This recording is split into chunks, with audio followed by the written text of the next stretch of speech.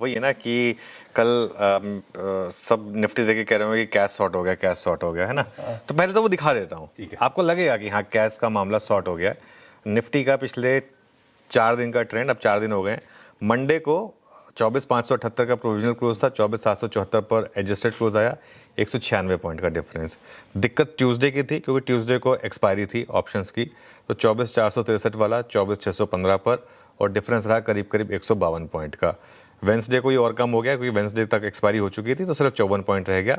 और कल तो नॉन इवेंट था एनएससी में, एटलीस्ट कैश 24,628 वाला 24,636, सिर्फ 8 पॉइंट का डिफरेंस।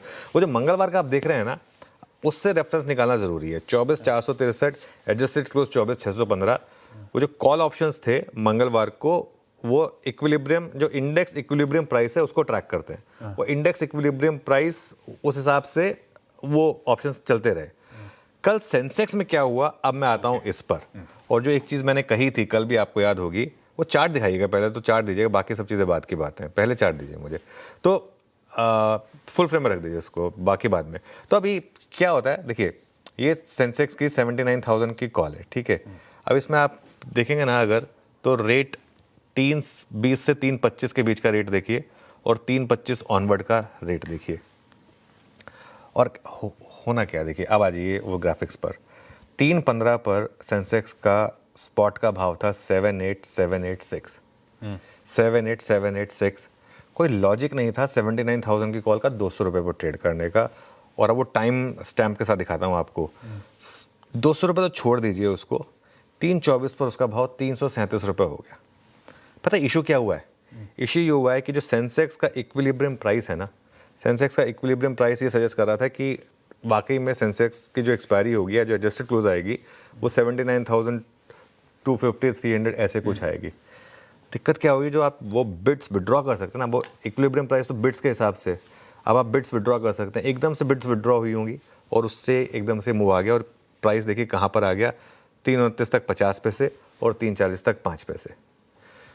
अब क्योंकि नॉर्मल इंसान की हिम्मत नहीं है ऑप्शन सेल करने की, उसने शायद 200 रुपये पे भी सेल ना किया हो, जबकि एक लॉजिकली लग रहा हो कि 200 रुपये पे तो आराम से आप इसको सेल कर सकते हैं, 200 रुपये पे, 250 रुपये पे, ठीक है।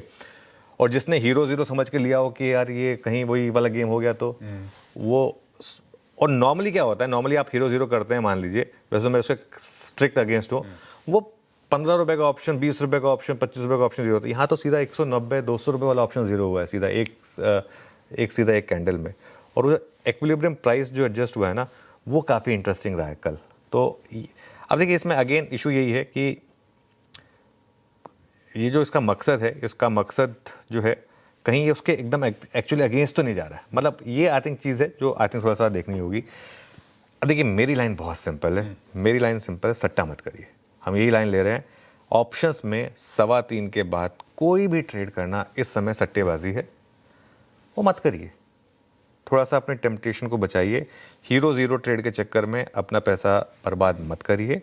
सभी के सभी ऑप्शन पोजीशन जो हैं वो 3:15 बजे तक निपटा लें। सिंपल है, आप मान के चलें कि मार्केट 3:15 बजे बंद हो गया। पहले 3:30 बंद होता था, अब 3:40 के बजाय 3:15 बजे आपका मार्केट बंद हो गया। 3:15 बजे ये मान के चलें कि मार्केट बंद हो गया, अपनी सारी पोजीशन स्क्वायर ऑफ कर दें। हाँ ये जरूर है, अगर जैसे 3:15 बजे जैसे कल कमेंट्स की कमेंट्री आ रही थी या कुछ और आ रहा था, उसके बाद आपको अगर पोजिशनली अगले दिन के लिए फ्यूचर्स या ऑप्शंस के थ्रू ट्रेड करना है, तब उस विंडो को यूज़ करें। लेकिन अगर आपको एक्सपायरी से रिलेटेड कोई भी ट्रेड लेनी है, उस तरीके से कोई मूव प्ले करना है, तो आप सब मान के चलें कि आपके लिए बाजार 3:15 बजे बंद हो रहा है, बात खत्म। बिल्कुल ठीक।